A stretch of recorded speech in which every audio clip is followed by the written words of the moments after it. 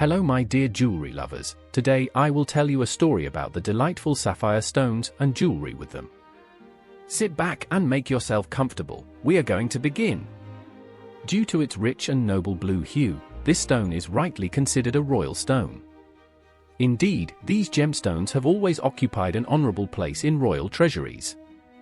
Napoleon Bonaparte, for example, loved to give his first wife Josephine de Beauharnais sapphires because they emphasized the color of her eyes. And Princess Diana's legendary engagement ring with a Ceylon sapphire became one of the most copied jewelry pieces in history. Would you like one of these in the comments? Two famous historical sapphires are set into the crown of the British Empire, the Street Edward sapphire, in the center of the Maltese cross that crowns the crown, and the Stuart sapphire. The sapphire was set into the back of the crown on Victoria's orders. St. Edward's sapphire. According to legend, King Edward the Confessor wore this sapphire in his ring. One day, on his way to Mass in the chapel, he was approached by a beggar. Since the king had already given away all the money he had in the form of alms, he took the ring off his finger and gave it to the beggar.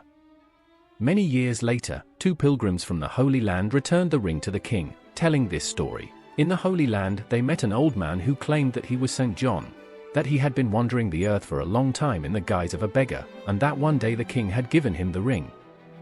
He blessed the king for his generosity and promised that they would soon meet in paradise. In 1066, the king died and was buried with the sapphire ring.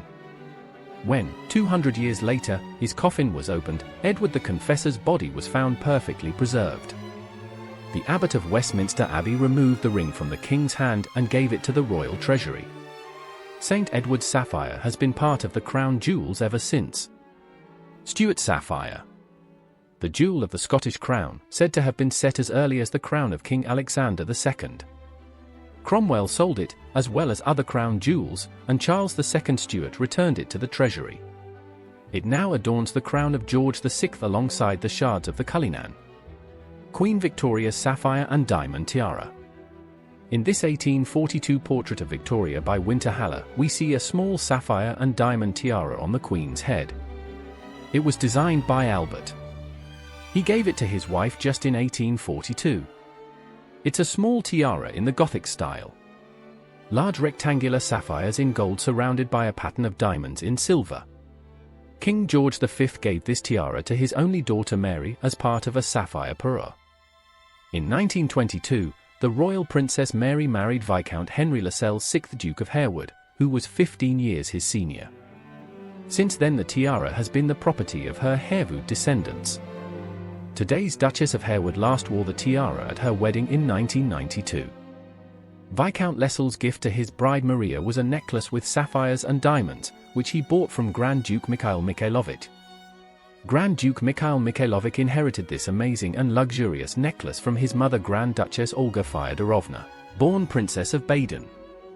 The jewel, which Princess Mary wore only as a corsage ornament, consists of 7 diamond ribbons twisted into flowers, with a sapphire center which are linked together by diamond strands from which diamond fringes and sapphire pendants hang. Each flower could be worn separately as a brooch after the princess's death, as is often the case. The jewelry was auctioned at Christie's in 1960. On the 23rd of November, the jewel was sold and has not been publicly displayed once since. The famous British sapphire parure. Necklace and earrings of sapphires and diamonds, and a tiara. The set was purchased by King George VI from the jewelers Carrington and Company. The necklace originally consisted of 18 emerald-cut sapphires surrounded by diamonds. In 1952 it was shortened by 4 stones. The largest sapphire was added as a pendant in 1959. It can also be worn as a brooch. Kent sapphire parure. One of the daughters of the Dukes of Cambridge, Princess Augusta, received this jewelry as a wedding gift when she married the Duke of Mecklenburg-Strelitz. In general, the parure originally consisted of a tiara, necklace, earrings, corsage jewelry, brooch and 2 bracelets. The distinctive feature of these jewelry pieces was that they could be combined in various ways. For example, several owners of these jewelry pieces did not wear earrings, which together with the corsage jewelry and brooch made up a very large corsage jewelry piece. Also, the parts of the necklace allowed it to be made longer or shorter. The Duchess of Mecklenburg-Strelitz was very attached to her niece and goddaughter, Queen Mary. She bequeathed these beautiful jewelry pieces to her. Pansy Eye Brooch. For the birth of Princess Alexandra, Prince George, Duke of Kent, gave his wife, Princess Marina, this pansy flower brooch with black pearls, sapphires, and emeralds, which are also cut in the form of small pearls. Today, this brooch is more commonly seen as the centerpiece of a necklace worn by Mary Christina, wife of Prince Michael of Kent. Queen Victoria's Jubilee brooch with sapphires and diamonds. Queen Victoria was the first British sovereign to celebrate the Diamond Jubilee of her reign. Her Majesty received many gifts for the occasion. The children of her daughter Alice, Grand Duchess of Hesse, and their spouses presented her grandmother with a sapphire and diamond brooch. The donors were the imperial couple of Russia, the Grand Duchess of Hesse, Grand Duchess Elizabeth Fyodorovna, and her husband, Grand Duke Sergei Alexandrovich, and Princess Victoria of Battenberg and her husband, Prince Louis of Battenberg. The brooch is in the form of an open heart made of diamonds, in the center of which is the Slavonic symbol of the number 60. Crowning the heart is a large cabochon sapphire. The heart also has two pendants also with pendant sapphires. It is not known which jewelry workshop made the ornament. For many years the brooch disappeared from view, until it became the jewelry of Camilla, Duchess of Cornwall. Camilla wore the brooch during a visit to the United States. Princess Diana loved sapphires and was often given them in various Eastern countries. In addition to her famous sapphire engagement ring, she also had earrings and a tiara necklace. Duchess Catherine was recently spotted wearing similar earrings. Perhaps this too is a gift from her husband from her mother's inheritance. Portland Tiara. Shortly after the marriage of William, 6th Duke of Portland, in 1889 the jewelers E.